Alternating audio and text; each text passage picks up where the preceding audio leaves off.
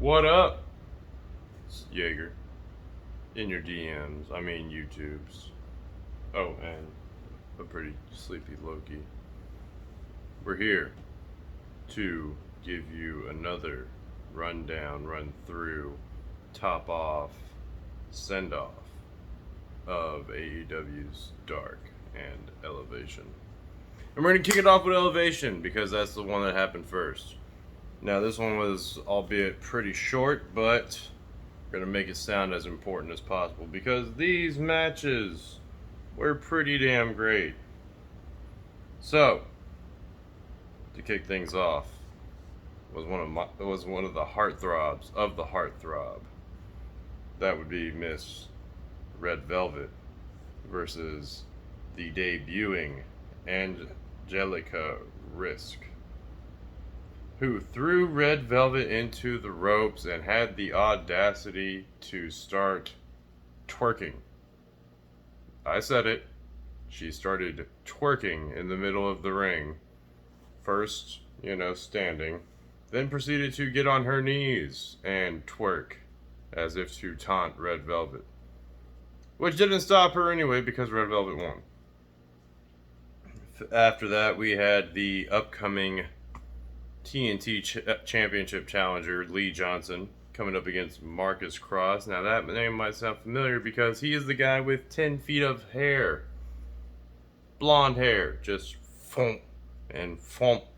Not so much fomp, but like fomp. But anyways, he tried to do a Kamehameha. Yeah, you heard me. A Kamehameha on Lee Johnson. But Lee Johnson pulls out the W anyways. Followed with a Miro appearance telling Lee Johnson that he cannot take what is divinely his.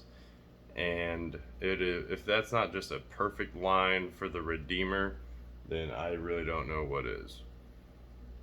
Follow that up with Statlander cutting a promo on how she is back and better than ever, while also giving her props to the best friends and how the quirkiness of each of them, how because of how uniquely different they are so much better together. Which was then followed up by her match with none other than Ashley. Damn, boy. Pulls a beautiful wrist lock transition maneuver. Had the crowd actually clapping once she was done with it. And then took an L to Chris Statlander. Sorry, but I guess she's still developmental. Next up, we had Aaron Solo and Nick Camarado of the Factory go up against Rosario Grillo and Hunter Nort. Sorry, my own handwriting. Honestly was going to skip this match, but it lasted 2 minutes, and by the time I found the remote, the match was over. So, yeah. Next, we had the magical girl herself, Yuka Sakazaki, go up against Danny Jordan. Yeah. Yuka Sakazaki took that W. And then finally, we had Darby Allin with Sting go up against Bear Bronson with his Bear brother, Bear Boulder. Honestly, I would like to see the Bear Country tag team pick up more speed. But until they do, Darby took that W. Moving on to Dark, we had the opener of J.D. Drake, Cesar Bononi, and Ryan Nemeth with Peter Avalon, otherwise known as the freshly waxed and freshly vaxxed Hot Boys Summer Wingmen, go up against the best friends of Chuck Taylor, Orange Cassidy, and Wheeler Yuta. Good trios match. Oh yeah, by the way, Statlander was with them. Good trios match, but best friends came out with that W. Follow that up, we had Jack Evans cut a promo on Pac, which honestly, I thought, why? Like, why, Jack. But it was a pretty good promo. Just highlighting what was going on next. And by next, I mean immediately after his promo. Because then it was Pac versus Jack Evans. Honestly, a good match. Like, a nice length to it. And showed off how Jack Evans is still very much in it. However, Pac takes that W. But not to be celebrated for too long. Because Andrade comes out, kind of like teases the fight like he has before, but right when they get to the ropes, Chavo backs him off, says, "Not yet, not yet." Following that, we had Red Velvet cut her promo on Britt Baker, saying how, "Britt Baker, you once thought that you were a special order. Well, flames are on, oven's on high, ingredients in the pot, or something about stirring it up." But she's ready to take on Britt Baker, being the number 5 and giving her the right to actually make a challenge. Following that, we had Conte versus Kenzie Page. Kenzie Page was, I believe, 0-4 in her AEW record. So, yeah, Conte took that W. Following that, we had Wardlow and Shawn Spears go up against the Captain, Shawn Dean, and Fuego del Sol.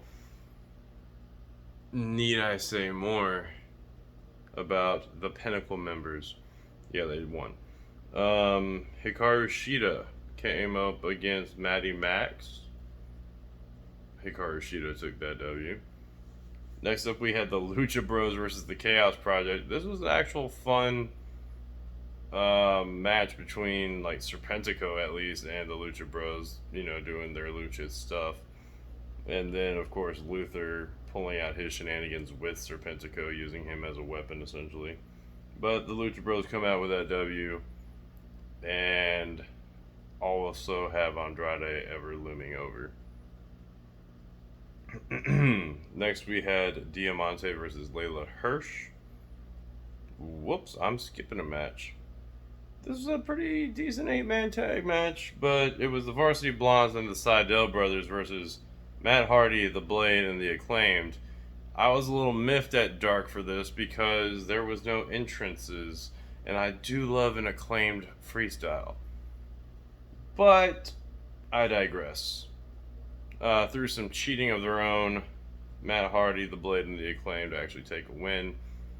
Not before long, where there's a little bit of a brawl amongst the Acclaimed and the Varsity Blondes, as they've been doing for the past few weeks. Next up, we had Diamante versus Layla Hirsch. And honestly, I didn't know who was going to take this W up until, well, hey, sorry, and slight spoilers, but I actually watched Wednesday's Dynamite before recording this. And Layla Hirsch took that W all the while to build her up for her win against... her win on Wednesday night. For her championship match against Camille? Yeah, Camille. Following that, we had Jon Moxley versus Brick Aldridge. And before you say who, I'll just tell you Jon Moxley won. Following that, we had Penelope Ford versus the ever stunning Reka Tahaka. And good match, albeit short. And unfortunately, Reka Tahaka lost to Penelope Ford. Following that, we had Jade Cargill and Smart Mark Evans come out. I don't even know if his last name is Evans. But he came out and said how Jade Cargill is now partnered with Knocking Point Winery, which is honestly a cool flex, but damn it, woman, get in the ring. We want to see you wrestle. And finally, we had the finishing main event of Eddie Kingston versus Dante Martin, with a debuting Darius Martin. He's back, at least in a walkout capacity. Hopefully they'll be wrestling soon so they can achieve tag team gold together. But this has been the recap, and also Yeager After Dark. I will catch y'all next week. Have a good one.